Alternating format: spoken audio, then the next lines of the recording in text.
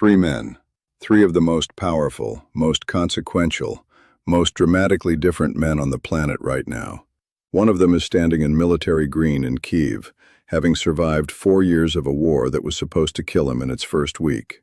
He is a former comedian who became a wartime president. He is the man who wrote Russia a permission slip with GPS coordinates to hold its own parade. And he is the man who just told the United States, "Make Russia keep its promise, or this war never ends." One of them is standing in Moscow, in his long, dark coat, at a Victory Day parade stripped of its tanks and missiles, because all the hardware is stuck in the country he invaded over 4 years ago. He is the man who promised this war would last days. He is the man who, on May 13, 2026, demanded that Ukraine surrender its territory before peace talks can even begin. And one of them is sitting in the White House, or on a plane to Beijing, alternating between calling the war the beginning of the end and threatening to let both sides fight it out. He is the man who brokered a 3-day ceasefire that was violated 16,000 times. He is the man that both Zelensky and Putin are trying to win over. And he is the man whose decision, in the coming days and weeks, will shape whether this war ends or continues for years more. Volodymyr Zelenskyy, Vladimir Putin, Donald Trump, the three-way power struggle that will decide this war. This is that story. All of it. Every angle, every calculation, every contradiction. Buckle up. Part 1. Zelensky, the man who refused to lose. Let's start with Zelensky, because his story is the foundation of everything. February 24th, 2022. Russia launches its full-scale invasion. Intelligence assessments from the CIA, from British intelligence, from NATO, give Ukraine anywhere from 72 hours to 2 weeks before the government falls and Kiev is captured. The U.S. offers to help evacuate Zelensky. He says, "I need ammunition, not a ride." He stays. He puts on military green, the uniform he has worn almost every day since. He makes videos from the streets of Kiev, the walls of the presidential compound, the front lines of the war. He doesn't hide. He shows his face, his city, his defiance. And in doing so, he changes the entire psychological landscape of the conflict. Because when a president stays in a city under siege, when a leader refuses to run, it sends a message to every soldier defending that city. If he's still here, so are we. Fast forward to May 2026, 4 years later. Zelensky is still in Kiev. The city has been struck by hundreds of missiles and drones. The power grid has been disrupted, repaired, disrupted again. Civilians have sheltered in subway stations and basements. The country has lost territory, infrastructure, and tens of thousands of lives. And Zelensky is still there. He has signed a presidential decree giving Russia permission to hold its own parade, with GPS coordinates of Red Square because apparently he felt Russia needed directions. The document went viral across the entire Western world. He has launched Ukrainian drones at targets inside Russia, oil refineries, ammunition depots, military command centers, more than 1,000 kilometers from Ukraine's borders. He has demonstrated repeatedly that no part of Russia is beyond reach. He has told Putin, directly and through every diplomatic channel, that Ukraine will not surrender Donbass. Not as a precondition, not as part of a deal, not ever. And he has told Trump, "Make Russia keep its promises, or this war never ends."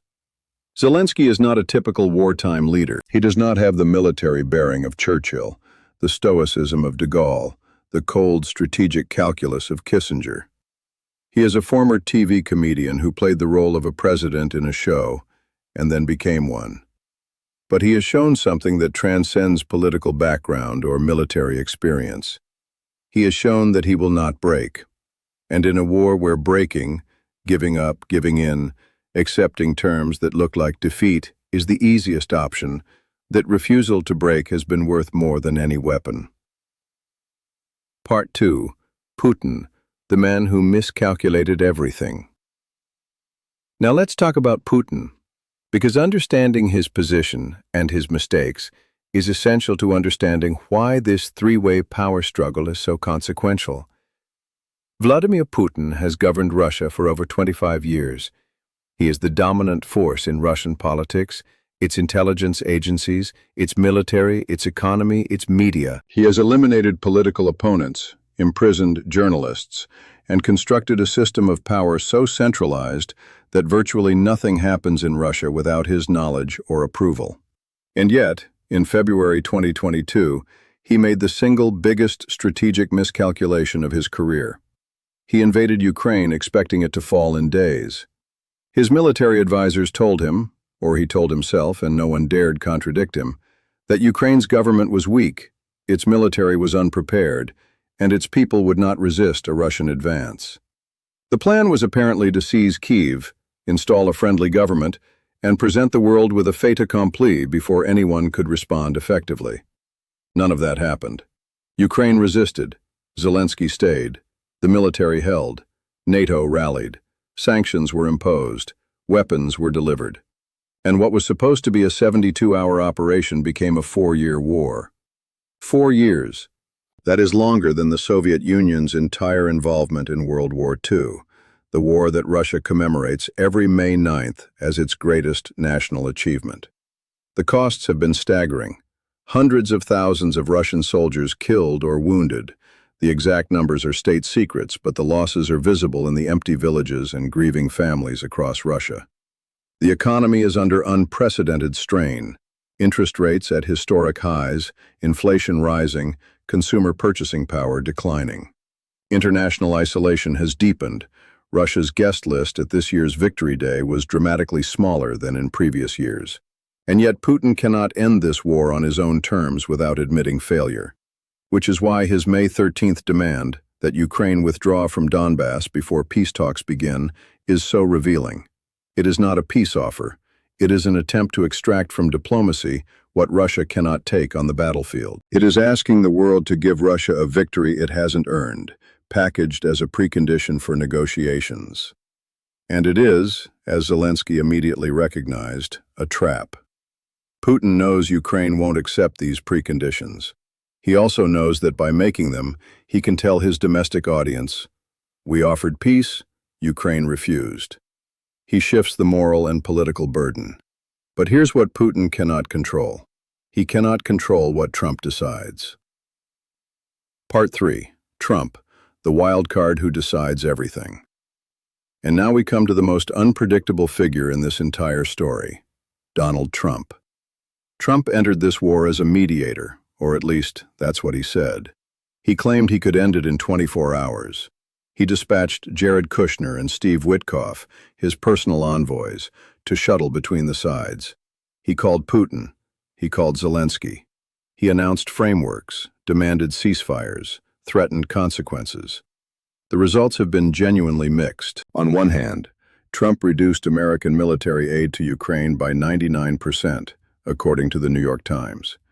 His peace frameworks have been described as generally favorable toward Russia. He has, at various moments, suggested Ukraine might have to accept painful territorial concessions. His Secretary of State admitted that U.S. mediation efforts have stagnated. On the other hand, Trump brokered a 3-day ceasefire that nobody else had managed to produce. He secured a 1,000 prisoner swap from both sides. He has shown genuine anger when Russia or Iran have broken deals he personally negotiated. And he is, as of May 14th, in Beijing, meeting Xi Jinping, with Russia on the agenda. Trump's approach to this war, like his approach to everything, is transactional. He doesn't care about history, international law, or the rules-based order. He cares about deals, wins, results he can announce. The question is, what does Trump consider a win in Ukraine? If a win is end the shooting, then he might pressure Ukraine to accept Russian preconditions, even deeply unfair ones. Get the war off the front pages, move on. If a win is deal that holds, then he needs Russia to actually stop violating ceasefires. He needs accountability. He needs to hold Putin to commitments. And if a win is beat China at the negotiating table, then the Beijing summit becomes the most important variable in this entire story. Because if Trump can leverage China's relationship with Russia, he has a mechanism that no previous American president has had. The 16,071 ceasefire violations have personally irritated Trump. He doesn't like being made to look like his deals don't hold. Russia's May 13th demand, withdraw from Donbass before talks begin, makes Trump's beginning of the end declaration look foolish in retrospect. And Trump, above all else, does not like looking foolish. Part 4. The three-way calculation. What each side wants. Now let's map the actual strategic interests of all three parties. Because this is where the power struggle gets genuinely complex. What does Zelensky want? He wants the war to end on terms that don't reward Russian aggression. He wants Ukraine's territorial integrity respected, or at least not formally surrendered. He wants security guarantees from the West that prevent Russia from simply rearming and invading again in 5 years. He wants the 1,000 prisoners home. He wants his people to have been through 4 years of hell for something that means something. He also needs Trump to remain engaged, because without American intelligence, diplomatic pressure, and the implicit threat of resumed military support, Ukraine's negotiating position weakens significantly. Europe is stepping up, but Europe doesn't have America's leverage with Russia. What does Putin want? He wants to end this war without it looking like a defeat. He wants territorial gains formalized. Donbass, Zaporizhia, Kherson, at minimum. He wants Ukraine's NATO ambitions permanently buried. He wants sanctions lifted. He wants Russia restored to something resembling its pre-2022 international standing. But he also, and this is crucial, cannot accept terms that make him look weak to his domestic audience. The Russian war propaganda has told Russians this is a just cause, a righteous struggle against NATO aggression. If Putin agrees to a deal that looks like a compromise, he has to explain to Russians why the just cause didn't produce total victory. That's why his preconditions are maximalist, because he needs to be seen demanding the maximum, even if what's eventually agreed is less. What does Trump want? He wants a deal. Any deal. He called the 3-day ceasefire the beginning of the end. He wants to be the president who ended the biggest war since World War II. He wants the win. He wants the headline. He wants the Nobel Peace Prize chatter to come back. But he also doesn't want to look weak. He doesn't want Russia to humiliate the deal he brokered with 16,071 violations and then make new maximalist demands the next day. The intersection of these three sets of wants, and the gap between them, is where the power struggle plays out.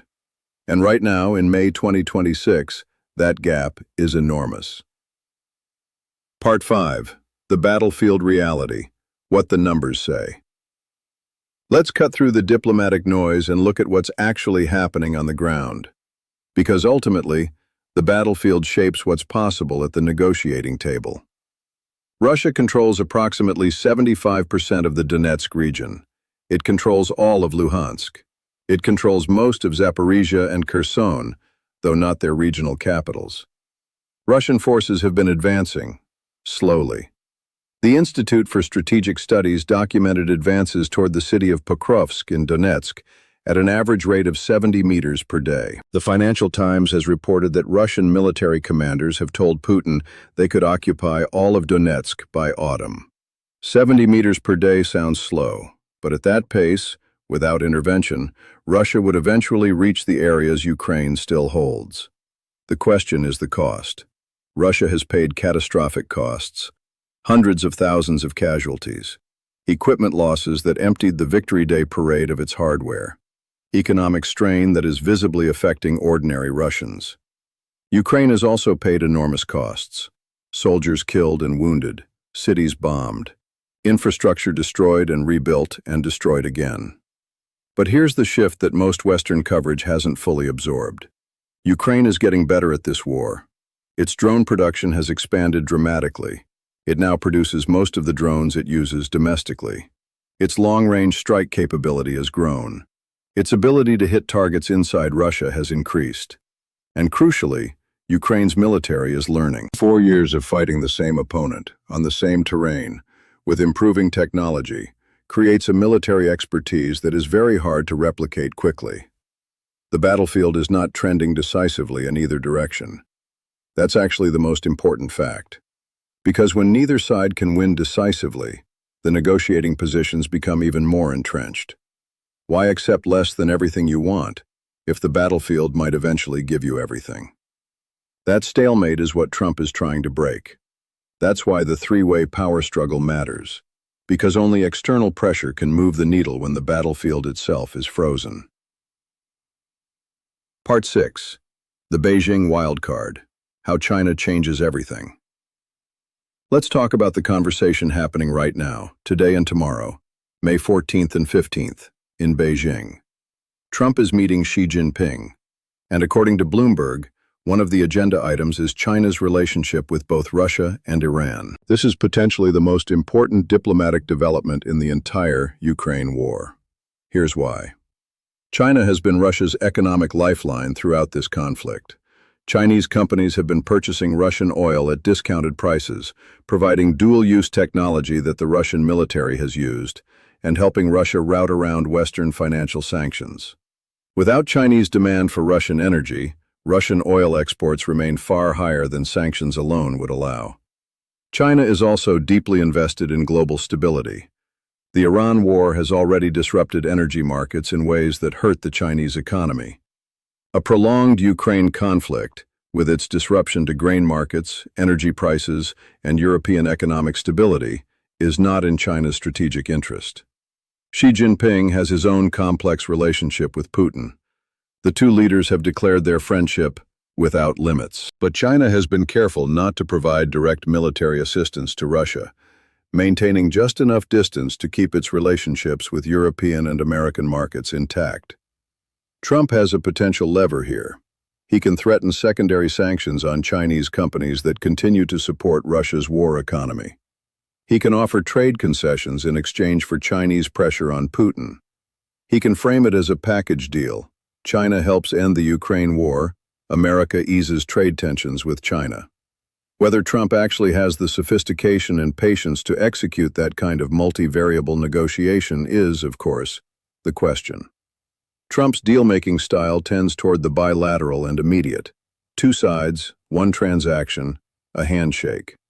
But if he can get Xi to apply meaningful pressure on Putin, pressure that tells Moscow, continue this war and lose Chinese support, the entire strategic calculation changes. Putin without Chinese economic support is Putin facing the full force of Western sanctions, which is a very different Russia than the one that has sustained this war for 4 years. This is the wild card that Zelensky's team is watching most carefully.